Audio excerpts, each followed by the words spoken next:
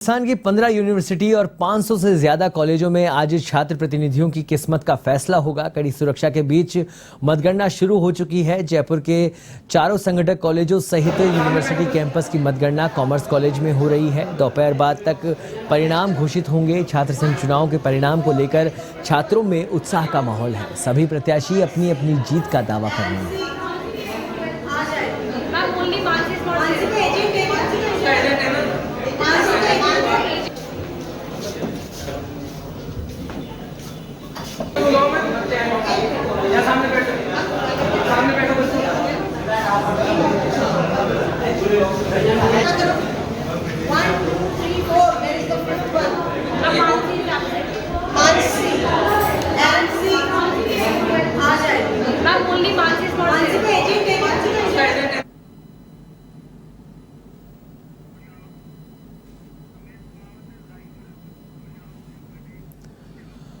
और राजस्थान यूनिवर्सिटी में आज मतगणना का दौर जारी है। ऐसे में हमारे साथ जुड़ गए हमारे सहयोगी रमेश कुमावत, जो इस समय यूनिवर्सिटी कैंपस में मौजूद हैं। उनसे जानते हैं क्या कुछ माहौल है इस समय। रमेश, आप यूनिवर्सिटी कैंपस में मौजूद हैं और वहां पर इस समय मतगणना शुरू हो चुकी है। ऐसे में किस तरह का माहौल है यूनिवर्सिटी कैंपस में?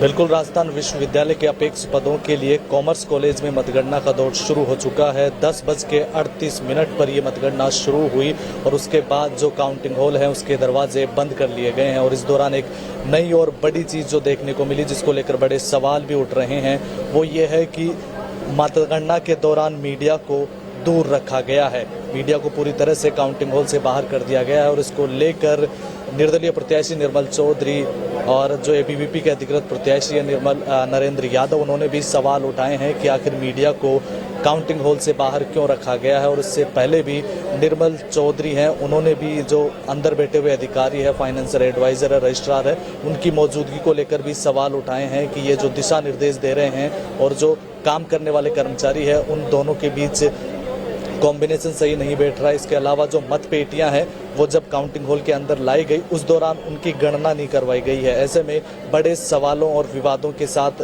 राजस्थान विश्वविद्यालय के अपेक्ष पदों के लिए ये जो काउंटिंग है वो शुरू हुई है, मतगणना हुई है। हम आपको तस्वीरों में दिखाना चाहेंगे कि ये आप जो सामने देख रहे हैं ये वो दरवाज़ा है जिसे बंद कर दिया गया है और उसके अंदर ही राजस्थान विश्वविद्यालय के अध्यक्ष पद का फैसला हो रहा है। वोटों की काउंटिंग चल रही है, मतगणना हो रही है। कई प्रत्याशी खुद अंदर मौजूद हैं, जबकि कईयों के जो रिप्रेजेंटेटिव्स हैं, प्रतिनिधि हैं, वो अंदर मौजूद हैं और जो वोटों की काउंटिंग है वो चल रही है।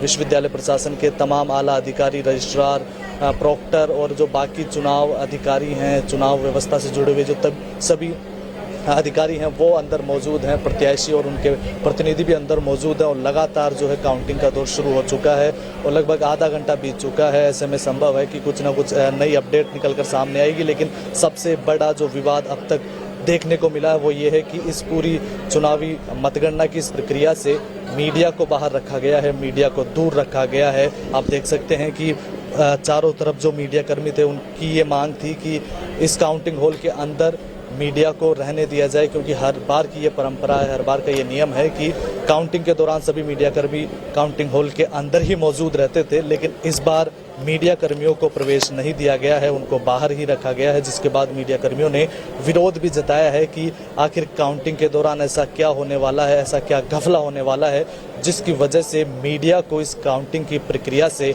बाहर रखा गया है और दूर रखा गया है। आप बाहर देख सकते हैं पूरे जो मीडिया कर्मी हैं वो बाहर ही टेंट के नीचे बैठे हुए हैं।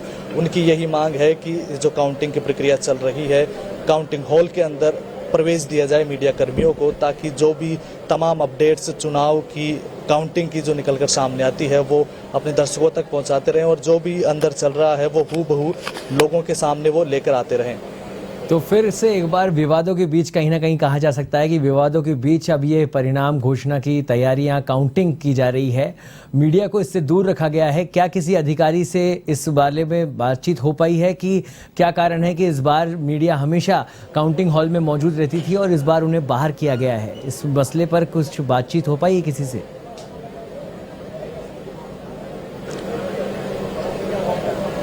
बिल्कुल, मीडिया कर्मियों ने जो इस व्यवस्था से जुड़े हुए जो अधिकारी हैं उनसे बात करने का प्रयास किया, लेकिन उनका ये कहना था कि ऊपर से ये निर्देश हैं कि इस बार जो है मीडिया को इस काउंटिंग की प्रक्रिया से दूर रखा जाएगा और उन्हीं निर्देशों का उनके द्वारा पालन किया जा रहा है। और बाकी के जो वीसी और जो अन्य अधिकारी हैं वो खुद काउंटिंग हॉल के अंदर मौजूद हैं, तो अब बाहर जो है वो दरवाज़ा बंद हो गया है। ऐसे में किसी भी उच्च अधिकारी से बात कर पाना संभव नहीं हो पा रहा है, लेकिन फिर भी मीडिया कर्मी लगातार ये मांग कर रहे हैं कि इस काउंटिंग हॉल के अंदर उनको प्रवेश दिया जाए, ताकि वो अंदर जो भी हालात चल रहे हैं, जो भी नतीजे सामने आ रहे हैं, उनको दर्शकों तक पहुंचा सके। लेकिन अभी तक इस मांग को लेकर कोई खास कार्रवाई नहीं हुई है, लेकिन मीडिया कर्मी लगातार ये मांग कर रहे हैं कि उनको काउंटिंग हॉल के अंदर प्रवेश दिया जाए।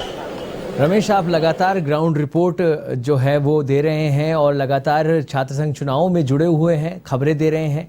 आपसे जानना चाहेंगे कि इस बार जो वोटिंग परसेंटेज है वो कम रहने के कारण क्या रहे और उससे क्या असर पड़ेगा एबीवीपी या एनएसयूआई या निर्दलीय जो कि प्रत्याशी खड़े हुए थे उनकी सीटों को जीतने पर क्या असर पड़ सकता है, कैसा क्या देखने को मिल सकता है?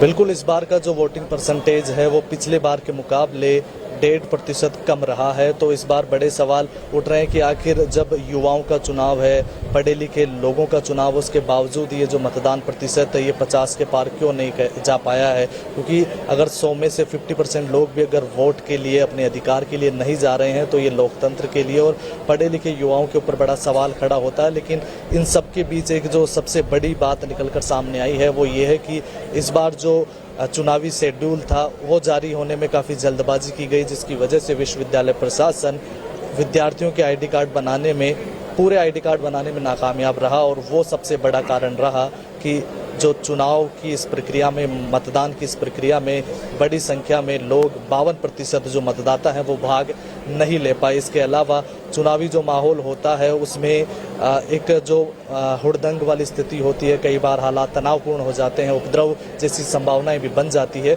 उसको देखते हुए भी राजस्थान विश्वविद्यालय में बड़ी संख्या में छात्र मतदान करने नहीं आते हैं। इसके अलावा राजस्थान विश्वविद्यालय में न सिर्फ जयपुर के बल्कि राजस्थान के कोने कोने से विद्यार्थी शामिल होते हैं, जिसकी वजह से उन गांवों से निकलकर, उन जिलों से निकलकर राजस्थान विश्वविद्यालय के जयपुर कैंपस तक पहुंच पाना बहुत मुश्किल होता है, क्योंकि काफ़ी लंबा सफ़र उनको तय करना रहता है। ऐसे में कई जो मतदान कर्मी होते हैं या फिर कहें वोटर होते हैं वो वोट देने नहीं पहुंच पाते हैं। तो ये 3 बड़े कारण रहे हैं। और सबसे बड़ा जो हमेशा से महारानी कॉलेज को लेकर रहता है कि सबसे ज़्यादा वोट वहाँ पर है, लेकिन उसके बावजूद सबसे कम मतदान प्रतिशत भी महारानी कॉलेज में रहता है। और वहाँ पर यही बात सामने आई है कि जो उन छात्राओं के परिजन हैं वो हमेशा आशंकित रहते हैं चुनावी माहौल को लेकर, क्योंकि कई बार राजस्थान विश्वविद्यालय में और उसके संगठक कॉलेजों में मतदान के दौरान हालात बिगड़े हैं, हालात खराब हुए हैं, जिसकी वजह से छात्राओं को उनके परिजन भेजते नहीं हैं वोटिंग के दौरान। लेकिन उसके बावजूद भी जो छात्र नेता हैं वो लगातार अपने स्तर पर प्रयास करते हैं, वोटर्स को कैंपस तक लेकर आने का प्रयास करते हैं, पोलिंग बूथ के अंदर तक ले जाने का निजी खर्चे पर इस तरीके के प्रयास हो पाते हैं। उसके तब जाकर ये जो है मतदान प्रतिशत 48% या 50% तक पहुंच पाता है। लेकिन एक जो बड़ा सवाल यही है कि जो DHW प्रशासन है, जो पूरी चुनाव व्यवस्था को देखता है, विश्वविद्यालय प्रशासन है, उनको बड़े स्तर पर प्रयास करने होंगे कि ज़्यादा से ज़्यादा युवा इस लोकतंत्र के महापर्व में, जो लोकतंत्र की या यूं कहें कि राजनीति की पहली पाठशाला मानी जाती है, इस पूरी चुनाव की प्रक्रिया में ज़्यादा से ज़्यादा युवा भाग ले, मतदान करें। उसके लिए उन विद्यार्थियों के साथ कैंपेनिंग करनी चाहिए, उनके साथ ऐसे कैंप्स आयोजित की जानी चाहिए, उनको अवेयरनेस फैलानी चाहिए ताकि वो लोग बड़ी संख्या में इस चुनावी प्रक्रिया में भाग लें और मतदान करने आए और अपने अधिकारों के लिए लड़ना सीखें। बिल्कुल रमेश, ये बात तो है कि जो प्रशासन है उसकी भी कहीं ना कहीं एक नाकामयाबी कही जा सकती है कि जिस तरह की व्यवस्थाएं उन्होंने करी, इतना कम प्रतिशत जो मतदान है वो हो पाया है और कहीं ना कहीं व्यवस्थाओं के बीच की कमियां ही हैं। और अब जब मतगणना हो रही है ऐसे में फिर एक विवाद शुरू हो गया, मतपेटियां नहीं गिनने दी गई है और मीडिया कर्मियों को बाहर रखा गया है। ऐसे में कहा जा सकता है कि जैसे जैसे परिणामों के करीब आएंगे ये विवाद और आगे बढ़ेगा।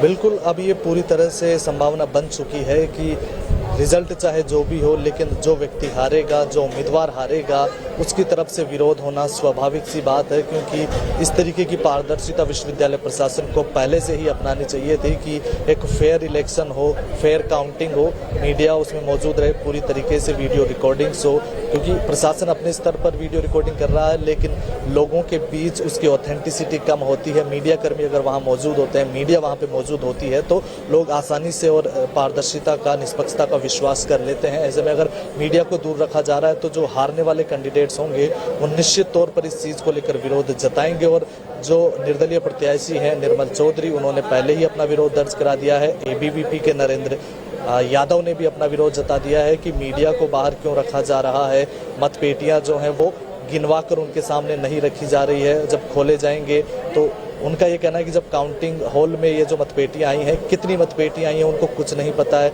ज़्यादा भी हो सकती है, कम भी हो सकती है, मतपेटियां बीच में बदली भी जा सकती है। ऐसी संभावनाएं ये जो तमाम प्रत्याशी हैं वो व्यक्त कर रहे हैं, और उनकी जो संभावनाएं हैं, जो आशंकाएं हैं, ये जायज़ भी है, क्योंकि मीडिया को दूर रखा गया है। अब रिकॉर्डिंग होती तो संभावना थी कि शायद निष्पक्षता की बात रह सकती थी। ऐसे में जो हारने वाला उम्मीदवार होगा वो निश्चित तौर पर इस चीज़ को विरोध में उठाएगा कि इस तरीके की जो है व्यवस्था प्रशासन के द्वारा क्यों की गई।